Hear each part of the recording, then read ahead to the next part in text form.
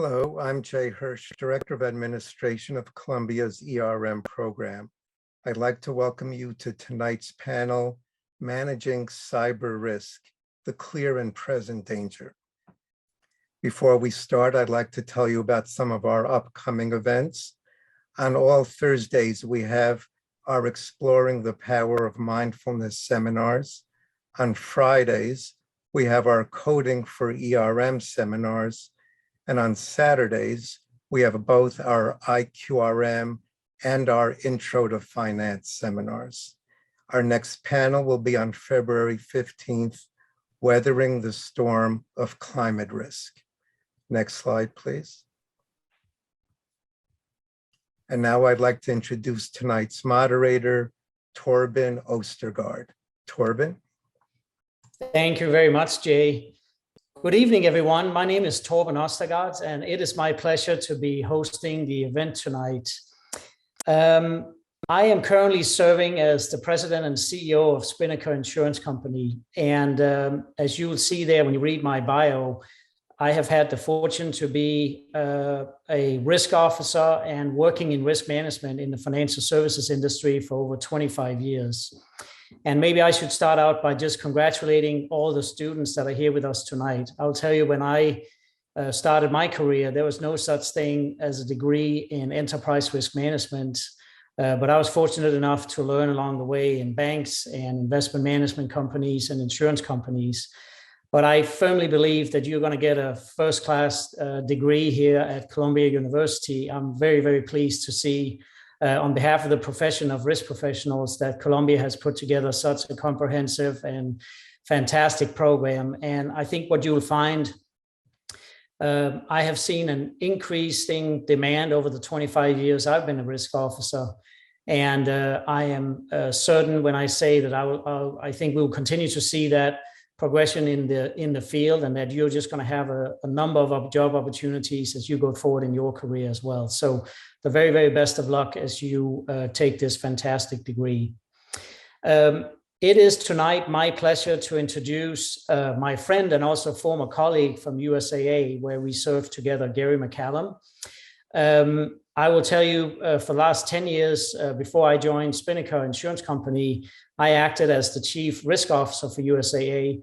And at the same time, I had the pleasure of having Gary as my colleague as the chief security officer. And he is the panel tonight, and he is going to give us a lot of great insights. So Gary, I will turn it over to you for a brief introduction. Oh, very good. Thank you, Torben. It's a pleasure to be here tonight, and I really appreciate the opportunity to spend some time with a good friend and an excellent risk professional that I learned a lot from over the years myself. So I look forward also to taking the audience's Q&A later on this evening. A little bit about myself. I have an unusual background to where I ended up. I started off in the military, in the Air Force. I spent 25 years in the technology area, primarily IT, telecommunications, and ending up in cybersecurity before it was a thing that we know it today. After retiring from the Air Force, I spent a short time at Deloitte & Touche, the federal practice, only about a year, and then I was recruited away to USAA, which is a financial services company, multiple product lines serving the military community and their families. And I served in that role as their first chief security officer for over 11 years. I retired a few months ago, and since then I've been doing a variety of little things. I work as an advisor to startup companies. That's very interesting in the venture capital space. I also do some work for a small research company out of New York, Tag Cyber. And I continue to speak at opportunities like this. So staying very busy. That's great. Thank you, Gary. And listen, it's an absolute pleasure to be hosting this event tonight with you. And I've just seen you build the cyber risk program for USAA, and we did a lot of work together. And I've always so impressed by all the capabilities you and your team brought to the table. And it's really great that we can tell all the students tonight, give them a view into what is it to be a chief information security officer, and what are some of the things that you have brought to the table and learned over your career. So I really want to start there, Gary, tonight, and ask you just to tell the students a little bit about how you started your career. First, you had a tremendous career in the military, where you retired as a colonel in the Air Force, and then you made it into the senior most level in corporate America. So tell us a little bit about your career and how that all transpired. Well, a little bit of that's hard work. A lot of that is hard work, and a little bit of that is luck, and then a little bit of that is timing, right? So often that's the way these things work. And I would also say it has to do with relationships and building a reputation and a brand. So spending a career in the military, especially in the technology risk space and ending up in cybersecurity, in the early days, I would say before it is as mainstream as it is today in the military, really learned a lot in those early days. Coming out, there was a growing demand for cybersecurity, so I had no problems finding opportunities in the cybersecurity space. I had decided that's what I wanted to do. I want to focus on cybersecurity because many years ago, I saw it as the danger that it has become today, and it is growing to be, perhaps more than most people realized at the time. I think I saw that on the horizon, and it's turned out to be the case. But when I was at Deloitte in the consulting space, that was a really good first step out of the military. It's a great business transition. It's a really hard transition coming out of the military, and a place like Deloitte really had an opportunity to help me from a business perspective. And then a recruiter calls me one day with the opportunity at USAA. How did that recruiter get my name? Well, somebody knew me, and they thought, talking to the recruiter, hey, he might be worth talking to. And then the recruiter went to LinkedIn, and from there, we established contact and went through a long interview process. But again, a lot of hard work, but also some luck along the way to get there. Well, that's great. Thank you for that, Gary.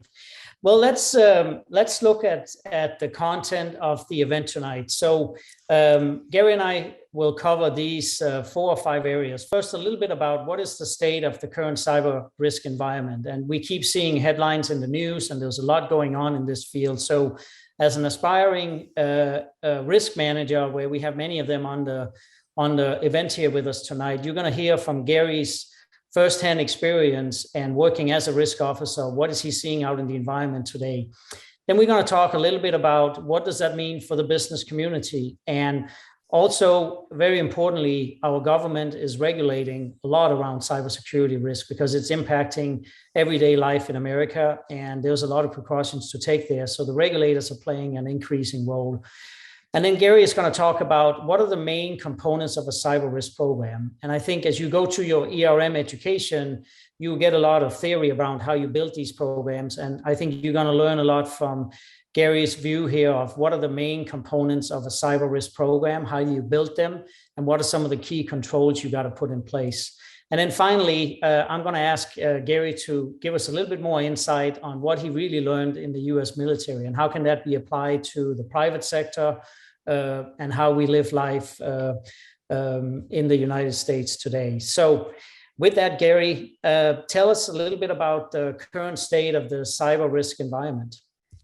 Okay, well, I think this is a great slide to it's hard to, when I use this slide, it's hard to keep it updated because it has changed so much. So I just tried to capture some representative sort of company logos up there that have been impacted in some way by a cyber attack or a cyber incident. And I would tell you, this is the new normal. And these are just some of the most well-known ones. But this has been going on for a while, but it's certainly gotten to the point today where it feels like we're reaching a sort of a next sort of a deflection point around this particular risk area. I think it's important when you see these logos up here, it's easy to generalize the sort of, things that we're hearing, like, data breach, cyber attack, ransomware attack. But I would tell you, cyber security and cyber threats are a lot more complicated, and they're a lot more granular than that. When you look at a slide like this, and when I used to look at this slide or these incidents from a chief security officer perspective, not all of these are equal. Some of these are big, big in impact, but they're not necessarily big in consequence. And so what I mean by that is not all these data breaches and not all these attacks are necessarily equal. If you go way back to, I think it was 2012, 2013, Target. Everybody probably remembers Target. It was probably the biggest breach at the time. Credit card information was compromised to the tune of tens of millions of credit cards. And everybody threw up their hands and said, this is a terrible event. And it was. At USAA, we had a bank. We were impacted by it. We had to reissue about 1.5 million credit cards over the Christmas holidays because our members were impacted by it. but that in the big picture was an annoyance, and it had some cost to the business, right? Plastic costs, and we had to reissue it. And it also caused some consumer inconvenience, right? Getting a new credit card. But that was the easy one. Some of these breaches have lifelong implications. If you look at an Equifax, for example, I was impacted by that breach. Torben, I know you were impacted by this breach. Most people were that have ever applied for any sort of a credit product. Well, that is a problem because that information, which is a lot more substantial about a consumer, name, social security number, address, phone numbers, and other bits of information, that is out there now. That's compromised. It's out there in the dark web. It's out there to be exploited, monetized possibly, and it doesn't go away. If your social security number gets compromised as a consumer, that doesn't go away. You're a lifelong identity theft victim. I'm actually dealing with an identity theft situation. I've been dealing with it now for 2 years. Somebody in the state of Texas compromised my driver's license information along with many other Texas residents. I got a call from my HR department one day at USAA. Somebody's applying for unemployment benefits in your name. I guess that's not you. I said, no, I think I'm still employed. And so this has been going on. Now I've gotten other things that have popped up as a result of that. PayPal sent me a collection request.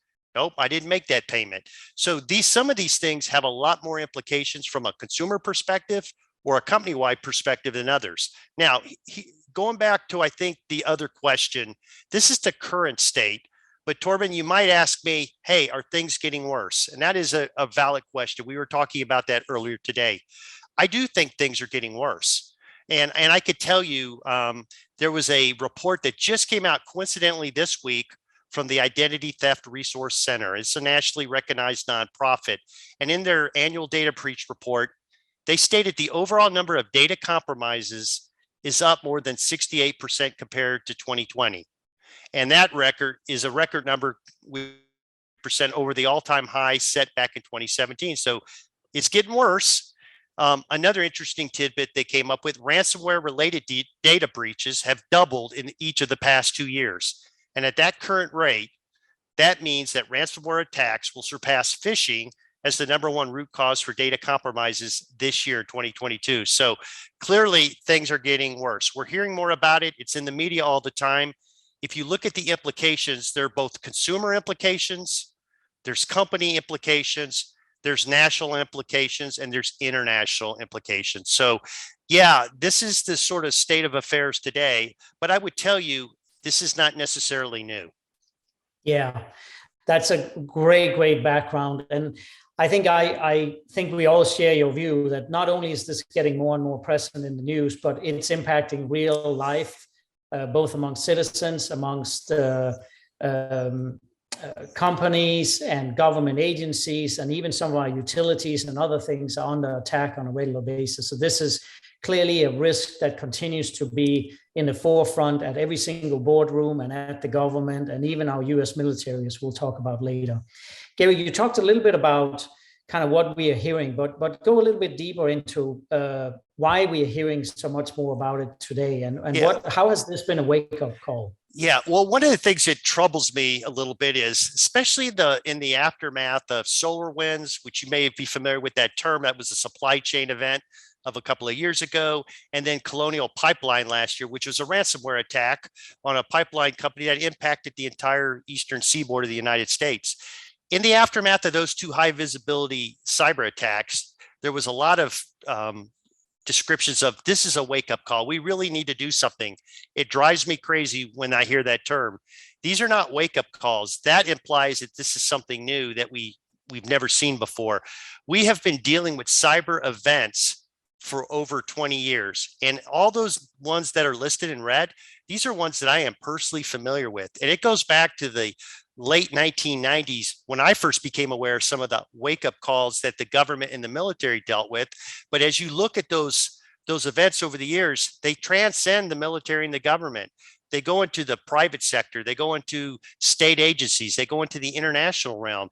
So we've been dealing with events and incidents for over 20 years. And so when I hear the term, hey, this is something that we need to do something about, it does seem a little disingenuous to me. I think the problem is And I remember this in one of the, I was one of the first students in the FBI Chief Information Security Officer course a few years ago. And I remember one of our guest speakers was someone out of Congress. And one of the questions was asked then, and this was about 5 years ago. They said, hey, why aren't we doing more about cyber attacks? We just had this thing on Sony Pictures and a US company was attacked by a nation state. Why aren't we doing more? And I think this is the answer to the question I just posed, like, why are we still calling these wake-up calls? And the response that that congressperson said, well, nobody's died yet from a cyber attack. Well, I actually think that may not be correct. There's been some attacks on hospital systems and healthcare systems that we've seen that could have had implications that could have impacted human life. When you look at the ability of and the implications of some of the attacks that can impact critical infrastructure, I do think that it's a borderline life or death issue in some particular cases. So, we've been talking about this and we've been dealing with this for quite a while. I do think some of these recent events, like the ransomware attacks that have been hitting not just infrastructure, but hitting cities and schools and healthcare systems, I do think that is driving a lot of the conversation and a lot of the rhetoric at the national level to do more things. And certainly law enforcement has become a lot more involved, as we've seen over the ransomware attacks in the last couple of years. But I'll just leave it at this. This is not a new problem. It's just that we're making it a new problem, it seems like, in the last year or so. Yeah, those are great points. Great points. Now, you talked a little bit about earlier that things are getting worse, and I want to dive into that. And one of the things I, as we worked together there for the last decade, I learned from you was you had a great transition point for bringing some of the best practices in that you learned your time in the military. So talk a little bit about what were some of the key lessons that you had there? Well, one of the questions that I would get from boards of directors and senior leaders and from people at other companies, right? Especially, this is more a few years ago when more of these things were in the news. A lot of directors who may not have a technology background or senior leaders who, are focused on the business side, who tend to think of security as an IT issue, they get frustrated when these things are in the news, and they sometimes get frustrated why we can't just fix it. And that was something that I would get a lot. It's like, why can't we just fix this? What does it take to fix this? And so I would spend a little time with them to say, this is a really, really difficult challenge. You don't really fix it, you risk manage it. And let me explain to you why it's so darn hard, right? I said, number one, your company is a static target. It just sits there on the internet. The IP space is known. We don't get to move our servers around. They're addressable. They're right there. The public, the internet naming system knows where we're at. The bad guys have every advantage, right? They get to move around. The company doesn't. We're not anonymous. The bad guys get to operate in an internet where anonymity is easy to have, right? They also have near perfect intelligence. In other words, we buy all these security tools, we put all this IT in. They have the ability to know what we're buying. They often buy the same tools to test their techniques out. They also get to pick and choose when they will conduct an attack. It may be when there's a vulnerability that's just came out that we may not even had time to fix. They get to choose the time of that. And most of all, they have the incentive, right? So they're not going to give up on doing this because they have a very likely low probability of being caught, right? So money incentive, not being caught, not being named out by name. The other thing that I would say that makes this really hard is perhaps the most significant thing is the complexity of the internet digital environment today, right? There's so many interdependencies. And what I mean by that is we depend on outside vendors in a mid-size company, pick financial services. We may have hundreds of dependencies out there with outside vendors, right? We depend on others to be secure as well. We could do everything right ourselves, but if our supply chain is not secure, that becomes a point of entry for us. So when you take all these things together, it's a 24/7 problem. You never really fix it. You have to risk management. And that's why I love that this topic is part of an enterprise risk management course and not part of an IT course. Yeah, it has a strong information technology component to it, but more than anything, this is a business risk more than an IT risk. So I'm really glad that we're bringing it up here. But when I talk through with boards of directors and senior leaders, I walk them through that. I say, just remember, the bad guys, they only have to be right once. And the good guys, the defenders, those folks working on securing the network, they have to be right. They have to be good all the time. Yeah, that is a great ending to that. And you're so right. Like, this is you try to penetrate, and they get through that one time, and you can block billions of attempts, but that one time, that's enough that they often need. And I just want to point out on this slide, from the SEAL training there, the only easy day was yesterday. And I think you taught me that along the way as we worked together. And I think this was a great reminder to all of us that in cybersecurity, you're only as good as the last couple of seconds that you were able to prevent things. So on that note, Gary, let's quickly shift and just talk briefly about what is the regulatory implications? Because this is big. We saw you kind of lay out the case of the current environment and how things have shifted and how it keeps getting harder. What about the regulatory environment? Yeah. So one might ask the question, well, in a heavily regulated sector like the financial sector, that's where Torben and I came out of. So we were in a financial company with multiple product lines: banking, property casualty insurance, life insurance, wealth management, et cetera. So we had a lot of regulators in our environment. So we have all of these different regulatory agencies. When I looked across the top of this slide, I think I figured out, Torben, that USA was probably directly impacted by 10 of those regulatory agencies. So when I was at USAA working with Torben's team, my team had to deal with regulatory requirements from multiple agencies. Many of them overlap. Some of them are duplicate. And so when I think about the cybersecurity challenge, part of the thinking of the government, right? They're trying to do the right thing, but I think in many cases they feel like if they add more regulation on top of this particular risk area, they will get a better result. I would tell you, again, I could say that in an academic environment. I'm not sure that I agree with that. Having been on the receiving end of that and having to spend a lot of time and effort on meeting regulatory compliance requirements that have a good intent, right? Safety and soundness, protecting consumers, right? Doing things in a risk managed way. These are all good intentions, right? Meant to protect the consumer ultimately. And that's a good goal. I think the challenge is, we think in many cases, the harder the problem, if we put more regulation on it, we'll fix it. This slide here, right, it kind of gives you a sense of what we had to deal with. We were dealing with lots of regulatory agencies that would come to inspect, to assess, to check up on us, right? And we were it felt like some days we were spending more time answering regulatory requirements than we were actually doing some of the real cybersecurity operations that needed to get done. It's a balance. There is a saying in the security world that compliance is not sufficient for strong cybersecurity. You have to do it for all the right reasons, but if you're just compliant, that's not enough, because there's things that not every regulation, not every compliance requirement can take into account. So you really need people that can think outside of the box and be operationally effective just as much as being compliant. But the really purpose of this slide is sort of to show you it's a very complex environment out there. You can spend a lot of time trying to meet these compliance requirements, and you could still not be quote unquote operationally secure. Yeah, those are great points. And I was just going to make a plug for, as you see these are all the regulators that impact many of the big financial institutions.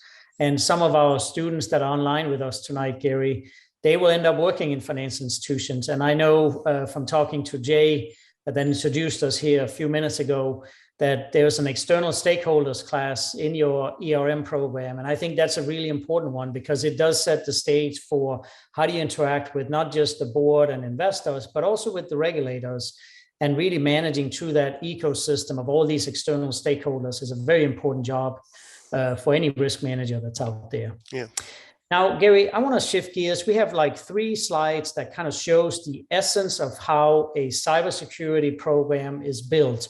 So if you're now in the seat of one of these students, as a practitioner, let's go through them, and let's start with the defense in depth and how you thought about building them. Yeah, so my intent is not to walk you through the details of these next couple of slides. I like this slide, but you got to be in security to really appreciate this slide. But I think the real concept here that I'm trying to get across is In the world of cybersecurity, there's no silver bullet. There are a lot of vendors out there that want to sell you technologies that can be very, very good. But I think the takeaway here is that this layered defense model is very complex, particularly at a mid or large size company. And there's no one thing that's going to prevent a cyber attack or detect it. You really depend on layered controls, right? From a whole different set of angles, to deal and mitigate with this problem. And let me just give you an example.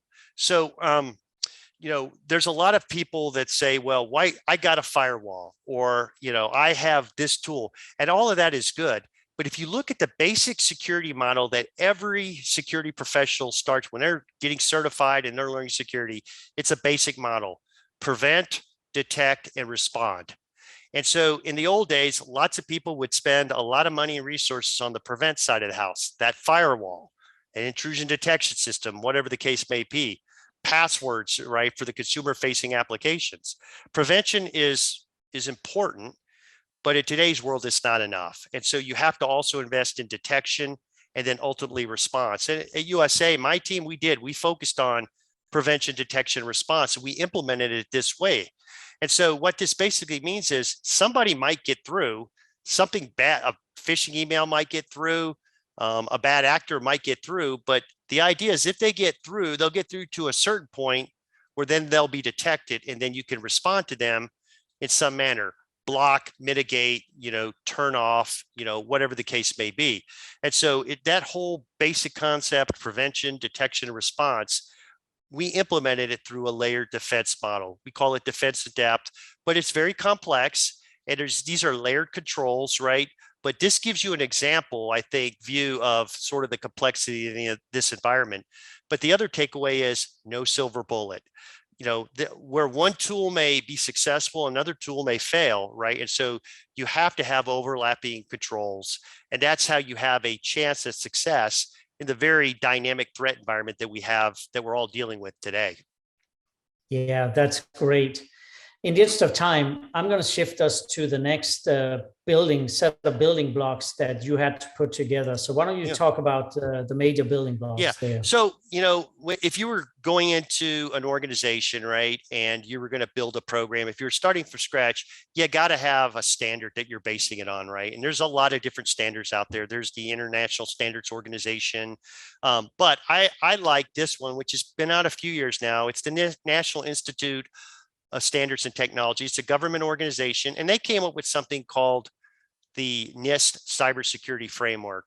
And again, if you remember the basic model that I just told you about, prevent, detect, respond, they've actually built upon that. And so they have a 5-domain framework for how they look at this. And underneath each of these 5 basic domains of the framework, then there's another list of categories of best practices and controls, right? So, if you had no place to start and you had no concept of cybersecurity, starting with something like the NIST cybersecurity framework and understanding, identify, protect, detect, respond, recover, those are your basic high-level functions that you have to be able to do successfully in a security program.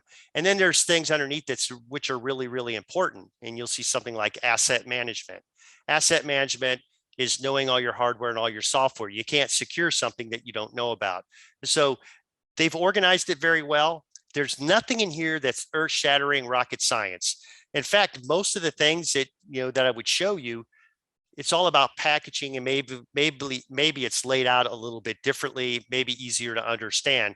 But the NIST cybersecurity framework has become a de facto standard that more and more companies are now using, right, as they talk to regulators and other entities about their cybersecurity program. And I like it. I think it's a really good framework. Yeah, that's great. And Gary, I thought we should actually take just a minute and really dial into the green column there, respond. Give a little bit more context as a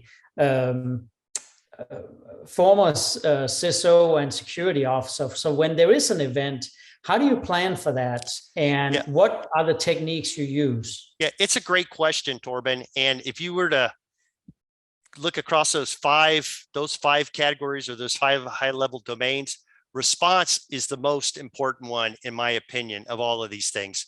you're gonna have a bad day. Things are gonna get through. So whether it's a small response that can be handled by a small team or it requires an enterprise-wide response, you have to have the ability to respond to a major ransomware attack, a major data breach, an insider threat issue, a supply chain problem.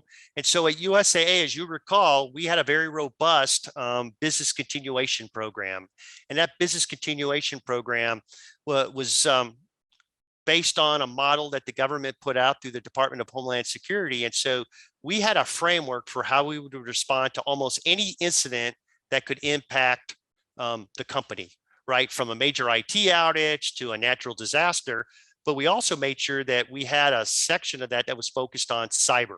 So, if there was going to be a cyber attack, whether it was ransomware attack or something else, a major data breach, who was going to be involved, what were the processes that we were going to follow, and how we were going to work our way through that. And it's a little bit like having a game plan, right? It's like professional athletes go through, right, getting ready for the next game plan. We would build out, here's how we would respond to these type of events. We couldn't possibly conceive of every scenario, but we would pick the big ones: ransomware attacks, major data breach, etc. And we would build out playbooks, and we would periodically bring people together on an exercise and do a tabletop exercise of those. And some of those cases, as we got through that, then we would do no notice exercises where we'd actually bring people together, recall them, and we would have a team leader, usually a senior executive, that would walk through the scenario, and then we would work through the response. And every time we did that, we always got lessons learned out of that every single time. And so the idea of being able to respond to any scenario for any organization, you have to have playbooks, you have to have a response plan, and you have to exercise that so that you know that it has a high probability of being successful if you ever have to use it. And in the regulated spaces like financial, regulators will actually come in and ask to look at your playbook for that. So you can do it and you can sort of pencil whip it, but it really behooves you to actually exercise those things. And it's really hard. Businesses are running, they're out to make money. They got a lot of different things going on. So they take time out of a really busy schedule and then go through a 4 or 5 hour exercise around a major issue, a cyber event. That's a huge commitment. So that takes a lot of leadership from the top for that to happen. Yeah, and Gary, I just want to supplement that was a great explanation of how you think about it as a practitioner. For the students' benefit, sitting next to you as you were running some of these events on behalf of the company, I think one thing that stood out to me was really being able to get systems back up and running fast, because the more downtime you have, it's an impact on your customers. You might have some regulatory requirements that you might be missing if you don't get it up fast. So really this concept of thinking of it as dual system, business continuation, how fast can I get my replica systems up? How can I do that safely? I thought that was one of the things that was really a lessons learned for me as we did some of those exercises together. Yeah, I think we had a good program, but what I saw in the last few years, and I think it was really driven by the ransomware attacks and SolarWinds, the supply chain. As the regulators came back, the term business continuation actually started morphing into a term called business resilience. And the idea is, how do you continue to operate and conduct your business while you're dealing with a major event, right? Maybe you don't have the ability to totally go down and then reconstitute. So are you thinking about how maybe you can operate part of your business while dealing with it over here? And that was a mindset change that many companies were having to deal with, right? Because business continuation is a traditional discipline. There's some very specific protocols that you have to follow. But in a resilience mindset, you're actually thinking about fighting while you're trying to put out the fire, right? So it's, you're doing two things at once almost, if you can. So it really was a mindset change. And I think that's reflective of the environment today. Yeah, absolutely. Those are great points. Well, let's close this session out and talk a little bit about key controls. So now that you have the program, you built the layers of defense, you've set up the major framework here in these 5 components. What are the key controls you got to put in place? Well, I like this. There's a company or an organization out there called the Center for Internet Security. And they are, again, a nonprofit that's been focused on cybersecurity for many years. I'm a huge fan of them. They've done a lot of great work. And they've come out with something called the CIS critical controls is what they're called. And these are 20 controls. And, these are not new, right? So if you go back to the previous slides that I showed you, right, buried within that are these controls maybe laid out a little bit differently, maybe described a little bit differently. But what CIS has done is extracted out of all the standards, all of the frameworks out there, what they think are the top 20 controls.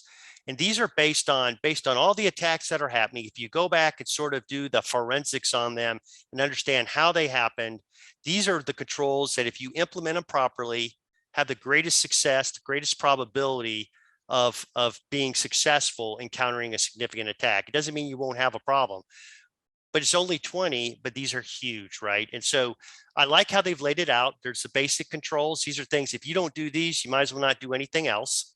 Then there's the foundational, and then by the end, it's the organizational. And I would say, think of this as a maturity spectrum. Lowest level of maturity on the left, and if you get everything implemented up to the far right, a very mature program. But for example, the first two, asset management, inventorying of hardware assets, inventory of software assets.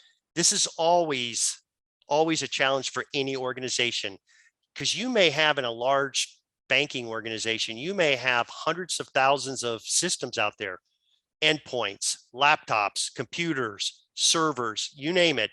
And if you don't know where all those things are and you don't have a good management governance routine around them, how can you ensure that they're patched? How can you ensure that they have the right software on them? And so that's a great example. Like, if you're going to focus on anything in a program, you should really focus on these first 6 things and then start to worry about the other things. What you'll find many times in organizations that are immature, they do a little bit of this to some degree, but then they'll turn around and say, well, you know, we got to go buy this really great tool that we heard about, and it's going to help us. For example, it's going to help us do better incident response and management. And that might be true. It might help you do that. But if you're not investing in the first basic levels of controls, you're going to spend a lot of time on incident response because you're going to have basic issues. And so this framework gives you a sense of importance and priority. And so I've been a big fan of this. And so many organizations will use this. I had this poster on my wall at USA. I had a big poster, and I'd always go back to this and say, how well are we doing these? And we never did anything well enough to my satisfaction to feel like we could say, yep, we're good enough. You could always do some of these things better, but it helped us focus on the most important things. And also, from a budgeting perspective, most organizations don't have an unlimited budget. So if you're going to spend money to improve security, this might be a way to look at what would be the best priority to spend limited funds.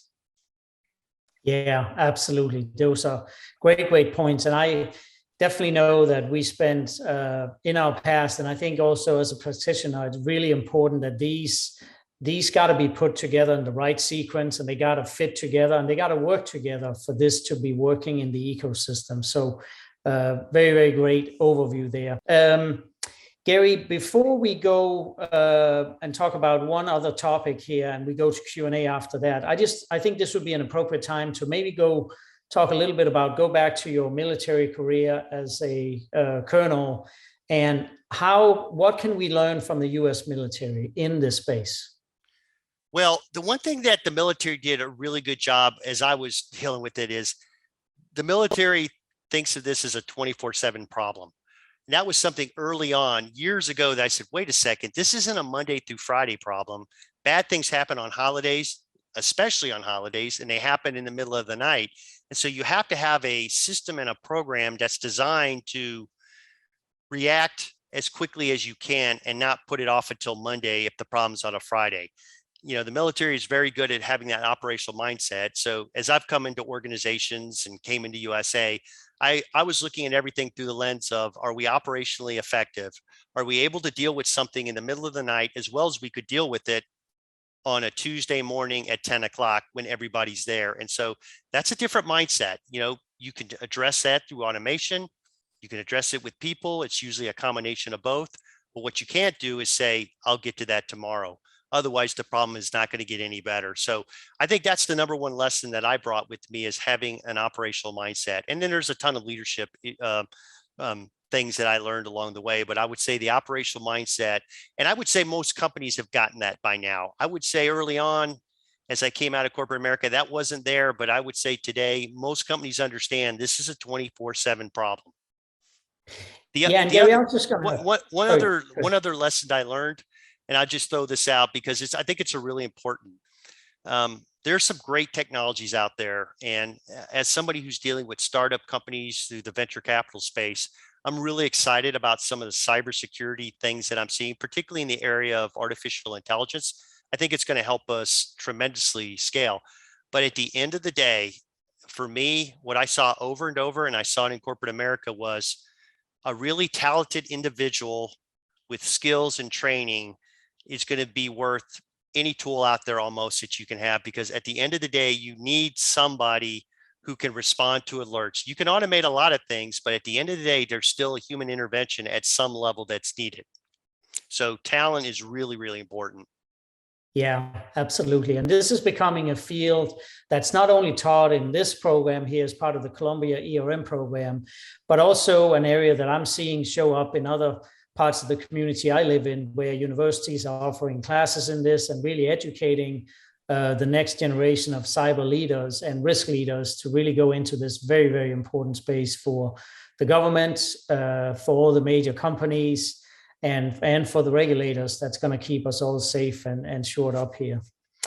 Gary, before we go into the Q&A session, why don't you tell us a little bit about, I know, a special project you've been part of, and tell the students a little bit about where they can learn more about this and why you're passionate about this book in particular. Sure. So I do want to call out a book. I had an opportunity when I was at USAA. I served on the board of the Internet Security Alliance, a multi-sector trade organization focused on cybersecurity, and I got to be the chairman for the last 3 years. We did a lot of work with the National Association of Corporate Directors. We wrote their National Cyber Risk Oversight pamphlet that they use to educate the governance world.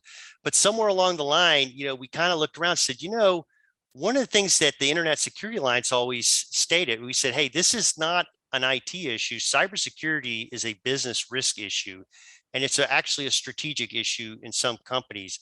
But we never found really any good material out there. So we started a project while I was there to write a book that would be have a business-centric approach around cybersecurity, try to pull it out of the IT space. And so this is the book. It'll be coming out here in the next few weeks. And I think you'll be able to order it through all the normal channels. But I'm really proud of that, not just because I got to write some of it, but because I think it takes a really business-centric approach. Because at the end of the day, this is a business issue, right? And it may, maybe the business is selling widgets, right, that does something, right, that has nothing to do with IT or security. Doesn't matter. There is some part of that business process that is depending on information technology, dependent on the digital stream in some form or fashion, that could have a cybersecurity implication. And so for us, we took it upon ourselves as the Internet Security Alliance to write a book and bring it all together, right, from a business perspective. And so, the last thing I would leave you with is, and this is why I really enjoyed working with Torben. Torben's team put together a risk taxonomy that USAA used, right, and it laid out the different, categories of business risk. The biggest area of risk was operational, right? So operational had a lot of different pieces to it.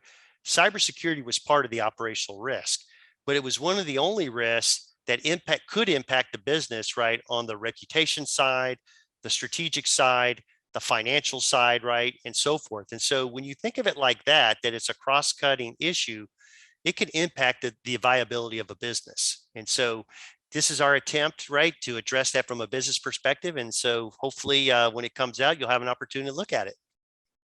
That is outstanding. Yeah, and congratulations on I know this is going to be a book that's going to be used in many different fronts. And I know several board members are going to look carefully at this and say, how does my cybersecurity and the company I sit on the board of stack up vis-a-vis what the experts in the industry are saying? So at this point, I'm going to transition us to the Q&A session. And before I go formally into this, I'm going to ask Gary, you the first question. And I see we already have a number of questions by our participants that I'm going to ask you as well. I just want to say thank you to you, Gary. As I think it's obvious to all the participants today, Gary is a world-class security officer. He's also a world-class leader, and I've had the pleasure to work with him for the last decade. And Gary, I know you have done so much for this space, and you're really part of teaching the next generation of leaders in this space. And we're lucky to have had this session with you. So with that, let's now get into the Q&A session. And I'm going to ask you the first question before we get into what's been asked by the students. So I guess I'll ask a two-pronged question, because if I was a listener today and we have a national expert like you that's both done this for the military, but also for one of the Fortune 100 companies in the country, two things I think the students would love to hear from you. Number one, what advice do you have for them about succeeding in corporate America? You've been a leader for thousands of people during your military and your corporate career. What advice do you have in that first bucket? And then the second part of the question is, what advice do you have for the students in terms of getting started in this field of cybersecurity? Okay. No, great questions. The first one, there are a ton of books out there about how to succeed, right? There's a million books. It's interesting. I had an opportunity for the small research company that I worked for out in New York. They asked me to write an article on how I made it into corporate America out of military. And I said there were probably 3 reasons. I didn't have the opportunity to write a long article, but I thought about it. I said there were actually 3 reasons why I think I succeeded in corporate America. These are not rocket science, so I'll give them to you. The first one was learning agility. I think if you're going to be successful in corporate America, you can't let yourself stagnate. You have to be willing to learn new things, and it may be outside of your comfort zone. But coming in from the military into corporate America, if you don't have learning agility, you're going to get overwhelmed really quick. If you're trying to default back to your comfort level of whatever you know, you won't succeed, right? So learning agility, I think, or maybe said another way, being a lifelong learner, never being satisfied with the information that you have. I think that is a really important attribute. The second one was the ability to communicate effectively. This is really, really a difficult one for many people, especially as you're starting your career, right? Because you may not have the opportunities, but by the time I got out in the military and into corporate America, I had presented to lots of forums, to very high level forums. I had made my mistakes early on, and I learned a lot of lessons. And what I learned was you have to know who your audience is, and you have to be able to communicate effectively and simply. You can't be complex. You can't drone on, but you have to take very complex concepts in some cases, and you have to get to the bottom line in such a way that it's received, the message received, and also you present in such a way that you give them a way forward, right? You leave them with a sense of confidence that you know what you're doing. So communicating effectively and simply is not something that most people are born with. You have to work on it, and you have to make some mistakes. And the last one is not a revelation, but the other key to success, I think, is relationships. You have to nurture relationships inside your domain of expertise, but particularly outside of your domain expertise. And you have to learn from others, and you have to seek guidance and mentoring from other people. And I think those 3 things for me were the things that I would really put a lot of emphasis on for anyone starting out in corporate America. That's great. And Gary, would you briefly also touch on how do students get started in the field of cyber risk? Well, it's funny because there's cybersecurity is a big domain, right? There are lots of elements to it, right? You can be on the internal audit side or the outside auditor side. You can be in the true enterprise risk management side. So when you think about what we came out of at USA, Torben, what you put into place, you put into place the lines of defense model. First line of defense being the business units and security team. Second line was the risk organization. Third line was independent audit, right? All of those elements have people who are familiar with cybersecurity from a different perspective, right? But and so I would tell you there's a lot of ways to get in that door. I would say that being in the risk management space is the first step, right? It's just getting a broad view of enterprise risk. And then there are courses that you can take specific to cybersecurity. There are certifications that you can get, right? And I think those are really, really good as well. But I would say going back to that first point, learning agility and being a lifelong learner, go to courses, go to a conference, pick up some specialty certifications over time, and you'll be able to start breaking into opportunities, right, that will allow you to get more into that space. That is fantastic. Great advice. Hopefully that was helpful to all the students listening today.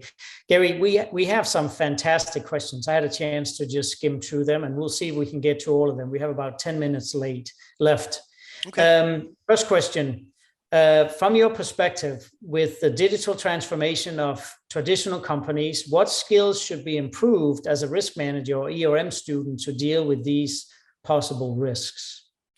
Well, there's a lot to learn out there, right? So from a scaling perspective, most of these digital transforming companies, right, out of Silicon Valley, they're based in the cloud, right? So, they don't have rooms full of servers and mainframes. Maybe they have a garage with a server in there. That's where it starts off, but they're going to the cloud. So I would say for any enterprise risk management professional, you need to get a little bit more familiar with the world of information technology, right? There's a lot of components to that. Cloud is definitely a key technology component that you have to learn more about. And then there's a million questions that drive from that, like, okay, what does that mean from a business risk perspective? There's a ton there. I would also say another area that sometimes gets overlooked from a privacy perspective or from a enterprise risk management perspective is the world of data privacy. The regulations and the laws around data privacy, both international and national, are dramatically changing. And those have huge implications from a risk perspective. Yes, there are compliance and laws that have to be met, but from a risk perspective, that could impact the business as well. So we think about putting sensitive information in the cloud. Yeah, there are security concerns there, but there are also huge privacy implications depending on the type of information it is. And if you're doing business overseas, you're going to have yet another set of constraints to deal with as well. So, getting more familiar with information technology and not being afraid to ask those kind of questions, I think is really important. That's great. Great answer. That was hopefully helpful. Here's the second question. Given your background in the military and with the understanding that the military is responsible for securing physical borders, do you believe that the military bears a similar responsibility for securing the public's cyber borders, not just the networks? And would it be successful in establishing controls while ensuring the continued free flow of information? And a second follow-on to that is, or is cybersecurity best left to the individual and serviced by private companies? It's a great question. I don't know who asked that question, but I want to say, you work in the government. This is a great question because it's not one that's easily answered. There's a huge debate around that, right? And a lot of times it's driven by, the scenario where a private company gets attacked by a nation state actor, perhaps, or a transnational organization, and so it's hard to know who attacks, but when it impacts the ability or some level of critical infrastructure or the ability of, for example, this country's economy to move money, these are national level implications, right? So one could say, based on your line of questioning, why isn't the military doing more? And I would tell you, it's a delicate balance to walk in a world of democracy. There's a huge tension between civil liberties and privacy and the rights in a democracy. If we were in some other countries that we could talk about, this wouldn't be a question. They would say absolutely. But in this country, we have a segmentation of responsibilities. That being said, I would tell you there has certainly been more active involvement by the military and government agencies to protect the United States interests in this space, but they have to do it in a very delicate way that protects the privacy and the rights of individual citizens. It's delicate. So that I would tell you, do I think, people often use the analogy of the physical border. If a nation state was sending a bomber across our border, we would stop it and shoot it down. Why can't we do the same with cyber attacks? Well, it's a lot harder problem, right? Because the barrier of entry in the world of cyber attacks is very, very low. Attribution is very, very difficult, not impossible, but very, very difficult. That's why the bad guys do it, right? And I would say the most important thing that makes it difficult in terms of, sort of going back at them from a cyber perspective is you can't always control the collateral implications of that, right? Plus, many times, actors will take over a network of a private company or a private consumer, and that's the launching off point. They're not sitting in country X behind a keyboard. They're actually hopping around. And so you can't be sure that you won't create unintended consequences. So it's a very difficult problem. It's a national level debate that's going on right now. I would say what the government has done in response to that is they created U.S. Cyber Command. I was in the organization in the military that was pre-U.S. Cyber Command, and we were talking about it way back then. And so they decided with everything going on, we need a military command focused on this. We need government agencies focused on this. And so you've seen the slow slow churn of government start to move forward, right, to make these changes. But in terms of coming up with the exact answer to that question, I think we're not there yet. I think the world of democracy will always make that a hard question for this country. And I think I didn't get the second part of that question. I think in the interest of time, I think we should move on to some of the other questions, but I think you balanced that question very, very well. It's a very hard question to answer. And my personal view is that it takes both. You need the government to step in and play a key role, and you need private companies to play a very, very significant role as well. And I think that shared responsibility is what we're working on now as a country. And, you know, the private sector knows they can't do it themselves, and the government knows they can't do it themselves. So shared responsibility for sure. Yeah. I'm going to keep down the list here, and we might not make it through all the questions, but we'll try. So we have about 4 minutes left. The next question is around how soon should we patch a 0-day vulnerability? How soon? Well, you know, I will say it depends, right? A 0-day vulnerability is one that typically the bad guys have discovered, right? Before the good guys have, typically, right? Or a researcher has discovered it. And as soon as it's known, then it becomes a potential target. In our world, we went through a risk management process where we looked at the vulnerability. Typically, it comes in rated at a certain criticality level, but every organization is different. Let's say it's something that has to be a server that has to be patched with a particular operating system version. Well, if it's public facing, it should be patched as soon as possible, right? Like yesterday. But if it's buried inside your network and there's already compensating controls, perhaps you have the luxury of time. Maybe it's 30 days. But so the answer to that question is it depends on sort of the total context around it. Great. That's a great point of view there. And then we are not going to get to all the questions since we only have a few minutes left, but I think you should answer this as the last one. And then I would like to just take a minute at the very end. So our life revolves around internet. Companies, security breaches, identity theft, as well as spam and phishing are on the rise. How efficient are the products such as LifeLock to protect yourself against these threats? Yeah, most of these, I use a credit monitoring service. I use an internet scanning service looking for my social and my driver's license. The thing goes off. It tells me, hey, in the dark web, your driver's license is out there. And I say, yeah, I know that, right? So, you know, how do you continue to live your life and how do you continue to function in a world where you got to assume you've been compromised? Some of these products help, right? I'm not going to say that LifeLock is not useful. It's telling me what I think I already know, which is my information's out there. There are some, right, that will give you, you know, more useful information at the time. So I would tell you things that you can do as a consumer that I do, right? One is I use the strongest form of authentication on any account that I have. If I can use multi-factor authentication as opposed to a user ID and a password, I'm going to do that.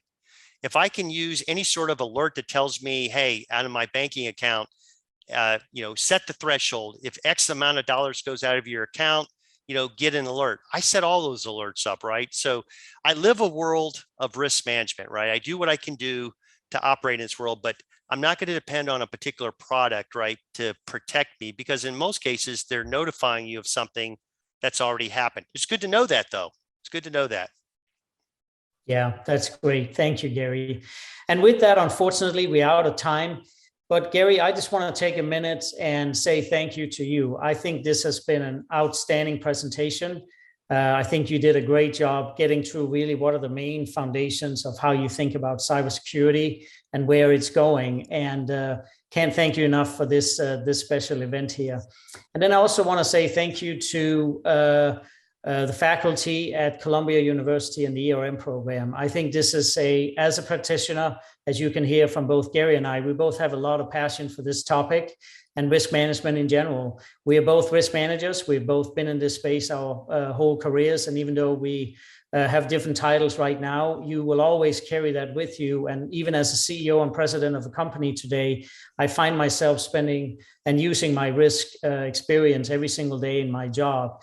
And I appreciate you guys putting together this great program and teaching the next generation of risk leaders in the country. And then finally, I also want to say thank you to the students. I think you have picked a great topic for your education. I think you'll find what Gary and I have found in our careers, that demand for the skill set you're building in this program will just continue to go up. The world is a risky place, unfortunately, on so many levels, from physical to cyber to credit and many other things that needs to be dealt with as risk managers. So I think you will have a tremendous career ahead of you. And I wish you all the best and great luck in your careers. And on that note, we're going to say thank you and good night.